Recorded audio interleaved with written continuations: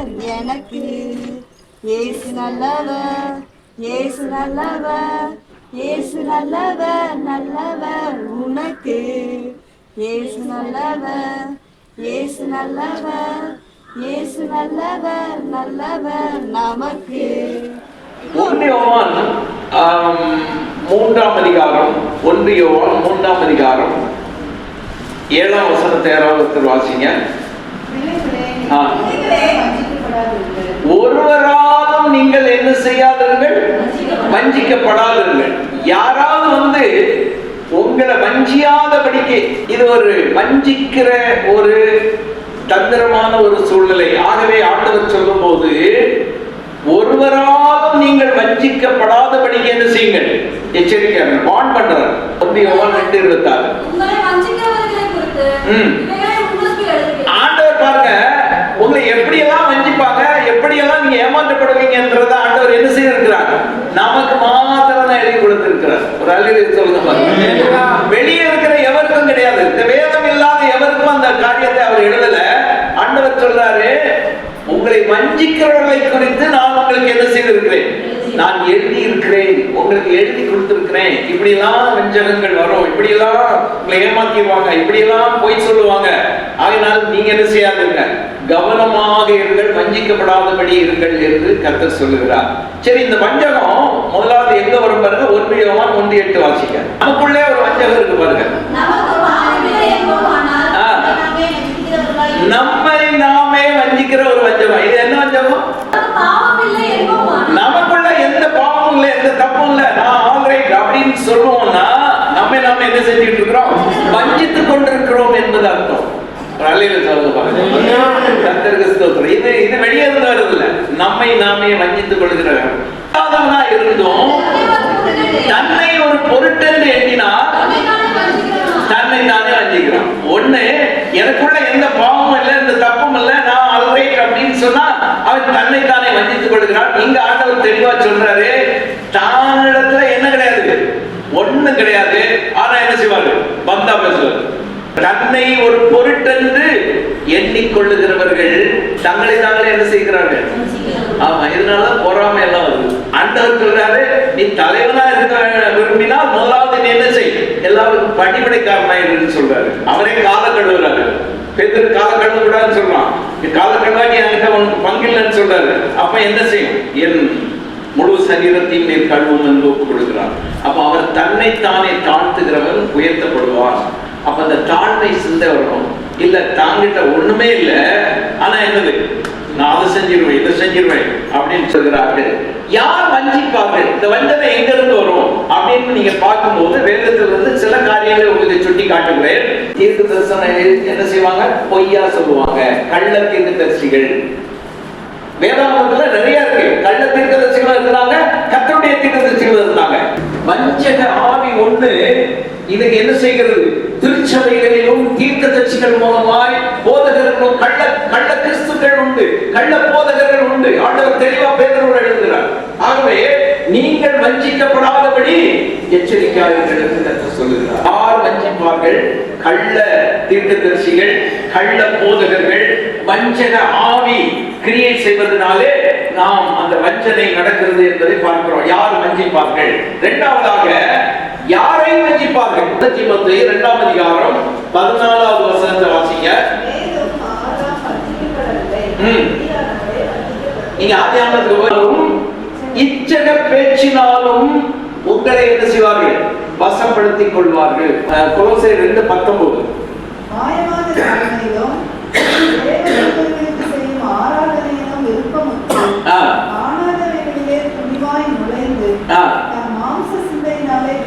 மாம்ச சிந்தையினாலே மனுஷனுடைய போதனைகளை கொண்டு வருகிறவர்கள். 2:21 இருக்கு, 2:23 இருக்கு. சுய இஷ்டமான ஆராதனைகள் என்டர்டெயின்மெண்டா மாறி போய்விட்டது.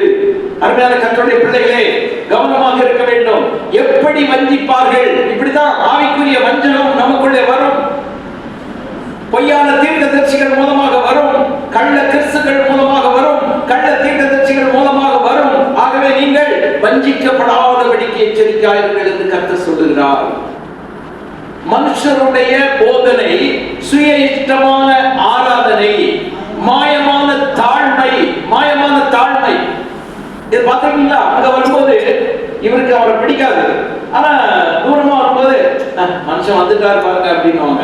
பக்கத்துல வந்தோடனே பாஸ்டர் தோத்துறோம். இது என்னது? மாயமான தாழ்மை இருக்கா இல்லையா? நீதிமான் என்னை தயவாய் குட்டட்டும், அது என் தலைக்கு எண்ணெய் போல இருக்கும். வந்து இந்த ஆளை கொண்டு விட்டீங்களா, கடிக்கடின்னு கடிக்கிறாரு. புரியுதா உங்களுக்கு? வயசுக்கு பெரியவங்களை மதிக்கணும், ஹானர் பண்ணணும் தெரியாது. வயதானவங்க வீட்டுல இருந்தா அவங்க பாரமா இருக்காங்கன்னு நினைக்கிறது, அவங்க இல்லாம வாழணும்னு நினைக்கிறது, ஏற்றுக்கொள்ற பக்குவம் இல்லை. புரியுதா உங்களுக்கு? இப்போ இதுல வஞ்சிக்கப்படாதபடிக்கு எச்சரிக்கையா இருங்கள். ஆண்டவர் தெளிவா சொல்றாரு.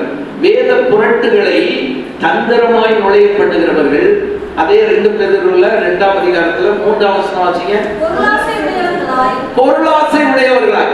இவங்களுக்கு எப்பவும் என்ன வேணும்?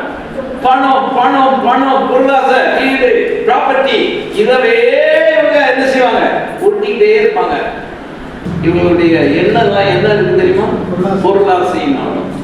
ஆசையில் பழகி போனவர்கள். இதுல இதை குறித்து ஆண்டவர் என்ன செய்யறார் தெரியுமா? எச்சரிக்கை பண்றாரு. எச்சரிக்கையாளர்கள் என்று சொல்லுகிறார். அதை லூக்கா 21:8 வாசிக்கிறோம். லூக்கா 21:8, வஞ்சிக்கப்படாதபடி என்ன செய்யுங்க? எச்சரிக்கையாளர்கள். 2 பேதுரு 3:17, 2 பேதுரு 3:17, அக்கிரமக்காரருடைய இதெல்லாம் உங்களுக்கு நான் சொல்லி இருக்கிறேன், உங்களுக்கு பிரசங்கம் பண்ணி இருக்காங்க, உங்களுக்கு எழுதி கொடுத்திருக்கிறார் ஆண்டவர். இந்த வேத புத்தகத்துல தெளிவா எழுதி கொடுத்திருக்கிறாரு. பிரசங்கம் பண்றாங்க. நான் அது இது எல்லாம் என்டர்டெயின்மெண்ட் நல்லா இருக்கும். Search is not entertainment. Search is reformation centre. ஒரு அல்லேலூயா சொல்லுங்க. உங்களை மறுரூபமாக்கப்படுகிற ஒரு இடம் தான் என்னது? சர்ச். சர்ச்சுக்கு ஆராதனைக்கு வந்தமா, இன்னைக்கு ஆண்டவர் என்னோடு கூட பேசினார், நான் அந்த காரியத்தில் ஆண்டவருக்கு என்னை ஒப்பு கொடுத்தேன், நான் என்னை சரிப்படுத்திக் கொண்டேன் என்று நீங்க வெளியே போறீங்க பாருங்க, அதுதான் சர்ச்சு. அல்லேலூயா சொல்லுங்க. கர்த்தருக்கு ஸ்தோத்திரம் உண்டாவதாக. சாதாரணமாக பொய்யை சொல்லிக்கொண்டே பரலோகத்துக்கு நிச்சயமா போக முடியாது, யாரா இருந்தாலும் சரி. ஆண்டவர் சொல்றாரு, லோத்தின் நாட்களிலே நடந்தது போல நடக்கும், நோவாவின் நாட்களில் நடந்தது போல நடக்கும். அப்ப சொல்லுறாரு, சலப்பிரளயம் வந்து எல்லாரையும் வாரிக்கொண்டு போக மட்டும் உணர்வில்லாதவர்களாக இருந்தார்கள். பெண் கொண்டார்கள், கொடுத்தார்கள், குடித்தார்கள், புசித்தார்கள் என்று சொல்லி கதறுகிற ஒரு காரியத்தை எசேக்கியேல்ல வாசிக்கிறோம். அருமையான கர்த்தருடைய பிள்ளைகளே, இந்த நாளிலும் நாம் எச்சரிக்கப்படுகிறோம். இவைகளை உண்டு பண்ணுகிற இந்த வஞ்சக ஆவி இன்னைக்கு பலமாய் கிரியை செய்கிறத பார்க்கிறோம். பந்தய பொருளை இழந்து போகாதபடிக்கு எச்சரிக்கையாயிருங்கிறது கர்த்தர் சொல்லுகிறார். இதெல்லாம் தப்பிக்கிறதுக்கு ஒரு வழியையும் ஆண்டவர் வச்சிருக்கிறாரு. அதை பார்க்கிறோம். லூக்கா 21:36.